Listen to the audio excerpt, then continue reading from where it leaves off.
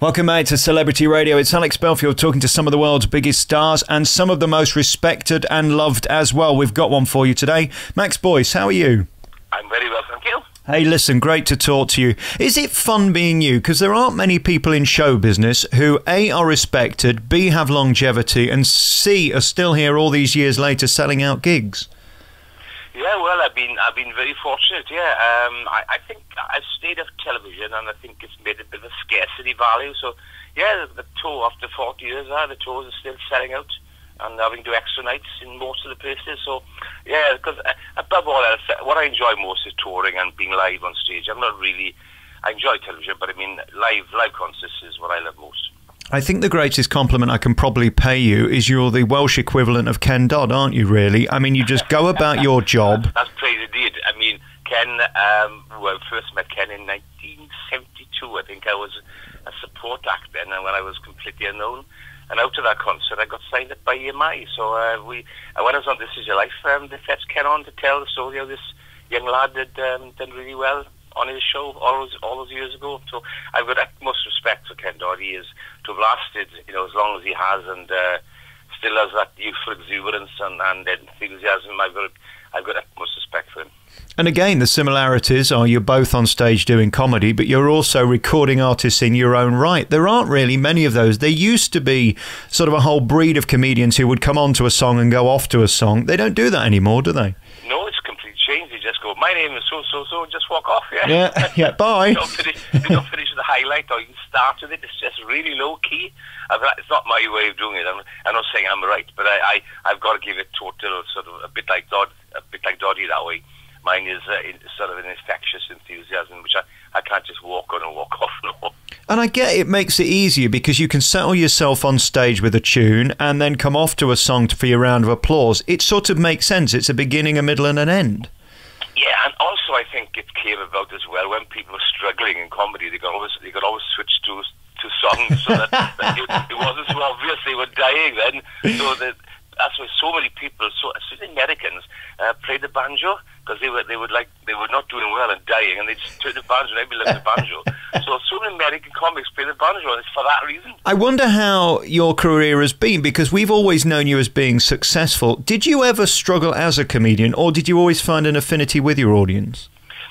Well, when you start, of course, you're bound to have really nights where you really where you really struggle and you paid off. But I wasn't doing much comedy. I was singing more than anything then, and comedy sort of evolved over the years. And once I started writing my own stuff, that rarely failed.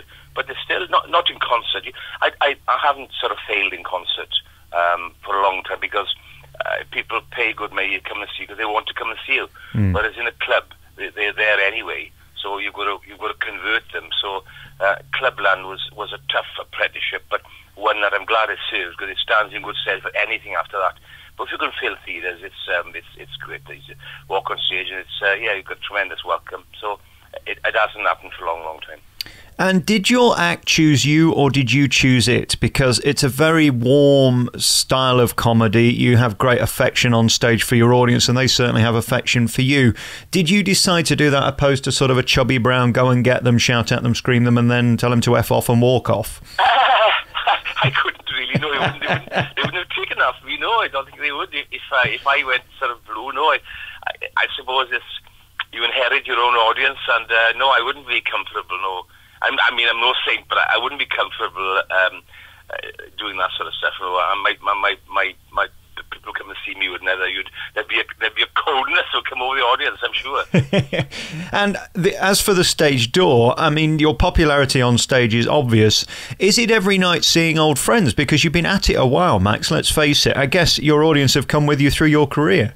Yeah, that's true. The other thing is although I've not been on national television much lately, I've done lots on Welsh television. I had a couple of series, and that gave me a whole new audience. And they did a 70th birthday party tribute. BBC did a tribute to me when I was 70 last year. So that was the most watched program of the year. And the one I did in '99 was the first thing I'd done for a long time, and like an audience with. And that attracted the biggest audience in the history of BBC Wales television. So that gave me a totally new audience. So it's really mixed out right across the board, all ages. It's interesting. I saw that 70th on YouTube, and it's a great program, and again celebrates your life perfectly. It slightly depresses me, though, that they aren't asking you to do one every night, because if it was the #1 show of the year, why the hell aren't you on doing a nightly show, weekly show, or monthly show should you wish to do it? It's down to the perennial problem of material, you know. I mean, when I was on, like, BBC One all the time at one stage in the 70s and 80s, you know, I should have stayed off because I didn't. I used up all my material, and I did lots of programs that really weren't up to standard, and I suffered for it. So I made a conscious effort to leave television alone until I built up a sort of another album of material, and I was talking to Jasper Character the other day, and he was saying that he reckons he has to live 5 years for a new album. He has to live the experience of 5 years, and it's true. So that material is hard. When you first start, you've got a lifetime to look back on, but once you've used that material, you just got that time that's left you. So it's a problem, especially because it's gone. Once it's on television, it's never quite the same again. And I'm conscious that it's been on television, and the audience are conscious of it as well. So it's a balancing act of doing enough television to keep people interested, but not overkilling your act. Having said that, though, nobody ever said to Frank Sinatra, "Don't sing my way again." You do have your favourite songs that people look forward to and would be upset if you didn't do. Yeah, that's true. I'm still that still surprises me. People say, "Oh, tell us a joke about so and so," and they know it, but they want to hear it again because it's like an old friend. Yeah, and they want to meet their old friend again. So, and it's the delivery, and it's the build up, and then the release of the laughter. So although they know what's coming, that tension is built up in them again. So it's fascinating, that theory of comedy. It's like the old working men's club gag, isn't it? About tell us one we know. Yeah, that's it. Yeah, that's true. Yeah. So the first thing that the guy said to me last, I was in Nice, the theatre in Talbot, and standing ovation, and they came up. She said, "Oh, why didn't you tell us a joke about so-so?" I said, "Just an hour and a half." And you know it anyways. But it's strange, people. Of course, when they hear it on record, you see, the thing is, you're always hearing the audience for the first time.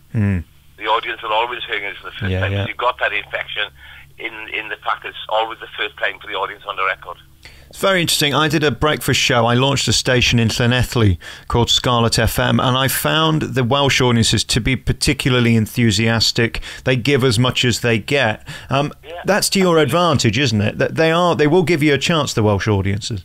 Yeah, I think I speak to lots of people, and they love coming to Wales. The English sort of comics, they love coming to Wales because we are sort of extrovert as a people, and I think we love singing, we love comedy, and it's a working class area, and people are given a chance. Yeah. Did you ever consider leaving and perhaps moving to London and trying to make it somewhere else, or was it always about Wales? Well, not really. No, it's what I know and what I understand, but you know, I mean, it's enabled me to. You know, what I do is take me all over the world. I've toured extensively in Australia and South Africa and the Middle East, and sold out everywhere, or wherever I've gone. So it does.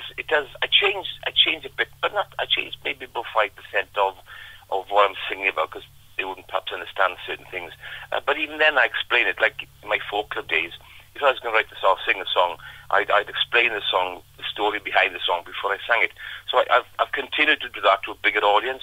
So yeah, I played. You know, I mean, you know, did 2 nights in Sydney Opera House. You know, it's incredible. Not many people do that. No, it's travelled. My humour has travelled really well. What are you most, a comedian or a musician? What would you say you are? Well, I'm certainly not a musician. You know. No, I'm a singer-songwriter whose lots of his songs are sort of humorous, obviously, but I'm as much a singer-songwriter as I am a comedian, yeah. I've got a great band, they're musicians, I'm not a musician. So.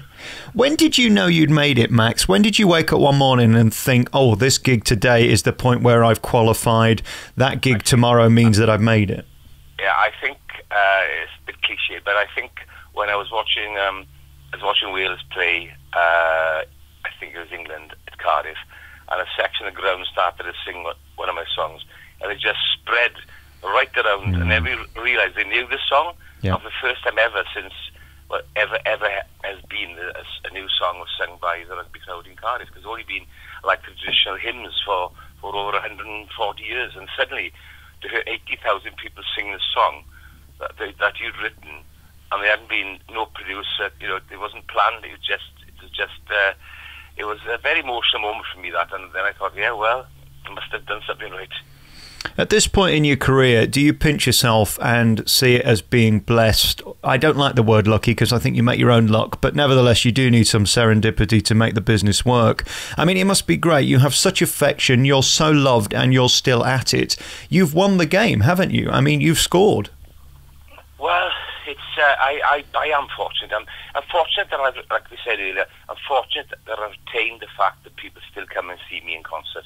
It must be awful to walk on stage and see the place, you know, not full, because nothing kills atmosphere like empty seats.